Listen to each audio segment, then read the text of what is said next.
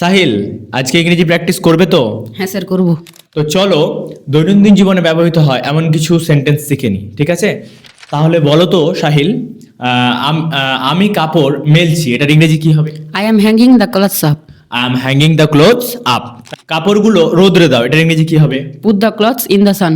Put the clothes in the sun, মানে কাপড়গুলো রোদ্রে দাও। আমরা অনেক সময় বলি। তাহলে আবার আরেকটা প্রশ্ন ওই রিলেটেডই, সেটা হলো যে কাপড়গুলো শুকোতে দাও, এটার ইংরেজি কি হবে?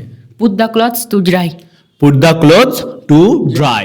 সূর্যের দিব মানে কাপড়গুলো রোদ্রে দিব মানে কি? শুকোতে দেওয়ারই কথা বলছিলাম, কিন্তু তারপরের বাক্যটা আবার কি বললাম?